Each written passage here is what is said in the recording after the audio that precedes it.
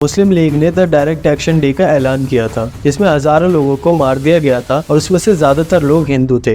गांधी जी कोलकाता पहुंचते हैं और मुस्लिम्स को आज के बांग्लादेश जाने से रोक लेते हैं। हिंदू लोग जब मस्जिदों के बाहर बाजा बजाते हैं तो उन्हें बहुत सी दुख और शर्म आती है कि वो अब गांधी जी को अकेले मारेगा। 1948 को नाथुराम गोडसे बिरला भवन में आता है और गांधी जी के पैर छूता है और उन्हें 3 गोली मार देता है।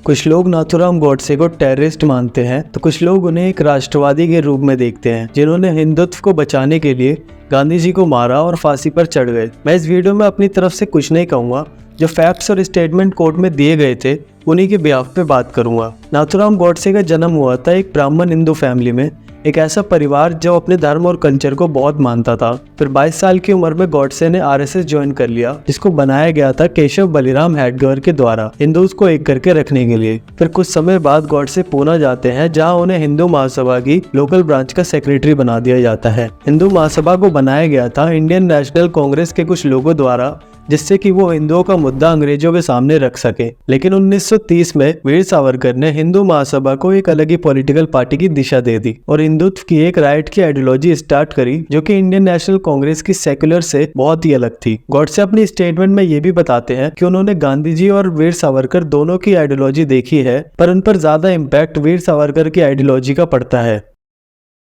फिर साल आता है 1946 का, जब बंगाल में इलेक्शन होते हैं और मुस्लिम लीग के सोहरावादी बंगाल के सीएम बनते हैं। और 16 अगस्त 1946 में ऐसा कहा जाता है कि सोहरावादी की देखरेख में ही मुस्लिम लीग ने द डायरेक्ट एक्शन डे का ऐलान किया था, जिसमें हजारों लोगों को मार दिया गया था और उसमें से ज्यादातर लोग हिंदू थे। लेकिन अगले साल 20 जून 1947 को बंगाल को 2 हिस्सों में बांटने की परमिशन मिल जाती है। बंगाल के पार्टीशन होने के बाद 3 जुलाई 1947 को इंडिया के इस बंगाल के चीफ मिनिस्टर बनते हैं डॉक्टर प्रफुल्ल चंद्र घोष। और माना जा रहा था पंजाब की तरह बंगाल में भी वहां के हिंदू इस बंगाल में आ जाएंगे और यहाँ के मुस्लिम्स वहां चले जाएंगे, जो कि आज का बांग्लादेश है। गांधी जी कोलकाता पहुंचते हैं और मुस्लिम्स को आज के बांग्लादेश जाने से रोक लेते हैं और साथ ही दंगे भी शांत करवाते हैं, जिससे और खून खराबा ना हो। फिर कोलकाता में 19 अगस्त 1947 को गांधी जी ने अपनी प्रार्थना सभा में कहा, हिंदू लोग जब मस्जिदों के बाहर बाजा बजाते हैं तो उन्हें बहुत ही दुख और शर्म आती है। उसके 2 दिनों बाद 21 अगस्त 1947 को गांधी जी अपनी प्रार्थना सभा में पाकिस्तान का झंडा भी लहराते हैं और ये उनके पर्सनल सेक्रेटरी प्यारे लाल ने अपनी किताब महात्मा गांधी पूर्ण आहुति में लिखा है। और यही मुस्लिम अपीजमेंट पहली वजह बनती है जो नाथुराम गोडसे को गांधी के विरोध करने पर मजबूर करती है।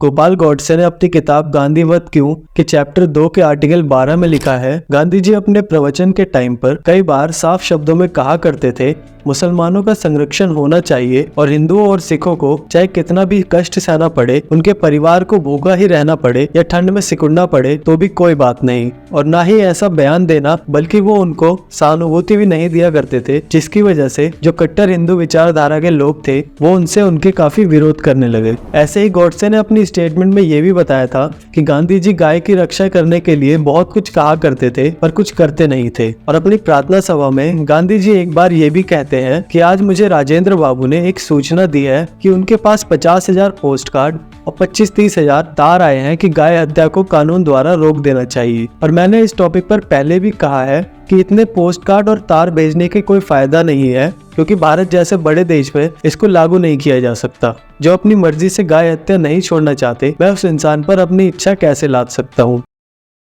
और ऐसे ही कई बयान थे जो नाथुराम गोडसे ने अपनी स्टेटमेंट में दिए थे और जिस वजह से नाथुराम गोडसे ने गांधी जी को मारने का सोचा। और अभी वो बस सोच ही रहे थे कि इस पर मुहर लगती है 13 जनवरी 1948 को, जब गांधी जी एक और अनशन करते हैं हिंदू मुस्लिम यूनिटी के लिए, जिसमें उनकी 2 मांगे थी। पहली 55 करोड़ रुपए पाकिस्तान को दे दिए जाए और दूसरी जो मुस्लिम्स में अटैक हो रहे थे दिल्ली में वो रोके जाए। नेहरू और सरदार पटेल जो नहीं चाहते थे कि वो 55 करोड़ रुपए पाकिस्तान को दे, क्योंकि वो जानते थे पाकिस्तान इसका इस्तेमाल कश्मीर में हो रहा है वॉर में इस्तेमाल करेगा। फिर भी बापू को कुछ हो न जाए इस अनशन की वजह से, इसलिए उन्होंने 15 जनवरी 1948 को पैसे देने की अनाउंसमेंट कर दी। और ये मेन रीजन बताया जाता है कि नाथुराम गोडसे ने गांधी जी को मारने का पीछे। अब गोडसे और आप्टे ने फाइनल डिसीजन तो बना लिया था कि वो गांधी जी को मारेंगे और उन्हें ये भी पता था कि ये काम इतना आसान नहीं है, तो उन्होंने अपने ग्रुप में कुछ और लोग जोड़ने का फैसला किया, जिसमें से नाथुराम गोडसे, नारायण आप्टे, विष्णु करकरे, दिगंबर बगड़े, मदन लाल पावा और नाथुराम का भाई गोपाल गोपाल गॉडसे था। और ये सब 20 जनवरी 1948 को दिल्ली के बिरला भवन पहुंच जाते हैं, जहां गांधी जी रोज शाम 5 बजे अपनी प्रार्थना सभा करते थे। इनका प्लान था कि मदन लाल पाहवा दूर दीवार में एक बॉम्ब फोड़ेगा, जिससे सभा में भगदड़ मच जाएगी, और फिर सामने से दिगंबर बगड़े और उसका साथी सामने से हैंड ग्रेनेड फेंकेंगे और गोपाल गॉडसे सर्वेंट क्वार्टर से, जो कि गांधी जी के ठीक पीछे थी, वहां से वो उन पर गोली चला देगा। लेकिन मदन लाल ने बॉम्ब तो फोड़ा